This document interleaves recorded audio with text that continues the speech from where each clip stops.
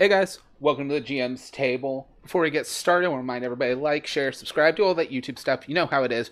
Check out the Patreon for videos early, except this one, because if you haven't noticed, it actually went up a few hours late. I'm going to be real honest.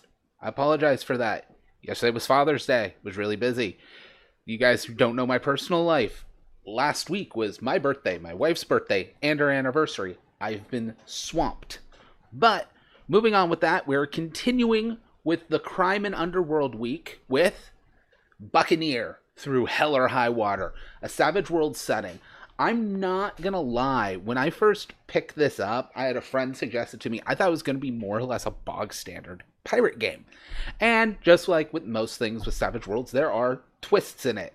The Through Hell or High Water is actually very important to the setting, because this isn't normal pirates. We're going to get into some of the deeper, well, I don't want to say deeper in the lore, but some of the deeper meat of what's going on. But more than anything, this is kind of like how Shadowrun was. The world was exactly as we know it till a point, and then fantasy showed up. That's how Buccaneer rolls. Only it showed up in the Age of Pirates, in the Age of Sail. So, more or less, magic happened, ripped a fissure in the bottom of the ocean that goes to hell. From that came up this like yellowish ichor that went congealed and made new islands that kind of float. And from those islands, monsters were born. And through the fissures, souls release and create like spirit storms. And it's weird and awesome. And if you're going, well, this sounds like 50 Fathoms. I would say the biggest difference in the world between 50 Fathoms and Buccaneer is alternate history. There is so much stuff in this book that if you took out the supernatural, you would have every piece of information you could really want for a pirate game, for historical information, for military groups, for religious groups that all really existed, and good solid chunks of history all organized. I'm gonna be real honest, I'm not a huge fan of alt history because I feel like the amount of depth of lore is more than I like. I don't like lore heavy because I feel like it's a burden to include all of it and to memorize all of it. However, I love it for reference, especially since my D&D 5th edition game is looking like it's going to start leaning towards fantasy pirates. Now, it's not going to be alt history, but it's great for reference for analogs and things like that. If you like alt history, if you like games more like Weird Wars, both Weird Wars 1, Weird Wars 2, Weird Wars Rome, like the alt history stuff where there's historical references and stuff, you are going to enjoy Buccaneer. Now, what else does it offer? Well, it offers multiple types of magic. You have voodoo priests, even though it's just called voodoo. Voodoo is more or less supernatural magic, which include making potions and making powders and really interesting rules for that.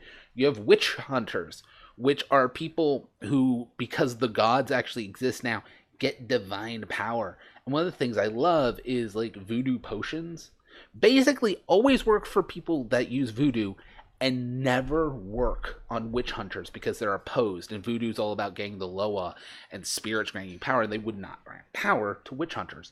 You also have miracles, your bog standard divine power, basically from the core book. So you can also have clerics. From that, as I said, the gods exist, and the gods are answering people now. I talked about the Hell Islands, which brings in monsters. One of the things I really like, now that we're moving away from the lore and everything, is how they handle the ship stuff. I'm going to be real honest, I'm still iffy on the ship combat. I haven't gotten to sink my teeth into it enough, and I feel like it's like a lot of Savage World stuff where on paper it looks very iffy, but once it's on the table and you really get the feel for it, you understand why everything is and it flows much better. But I'm going to be real honest, I'm still not sold on their ship combat. It's very involved. It involves the ship as a character, which I love.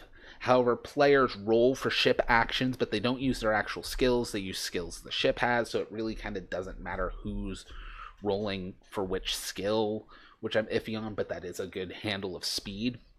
One thing I do love, though, when it comes to ship stuff, and this isn't in the ship combat section, it's towards the beginning of the book, they cover every job on a ship.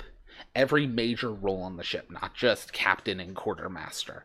All right, they go into the surgeon, they go into the carpenter, they go into all of it. So you get a full understanding of the people in your ship you're going to need and why and what their duties are. There's rules about giving orders, which I love. So as long as you're part of a crew, there's stuff where with the captain giving orders, there can be bonuses. And one of the things is you can actually be a person who's not technically part of the crew, and you don't get those advantages and get to take part in that. Really, really interesting stuff there. But like I said, it is dense. This is an over 300-page book. Now, in that book, you get all your player rules, all your GM rules. You get a ton of adventure hooks. You get adventure generators and a full-fledged, I want to say it's like 10-page adventure, which is really nice. They have things about chaos rules, which honestly, it's repurposing a dramatic task in a lot of the ways I was already doing it. They just said it was for the chaos of everything and things have to move quickly.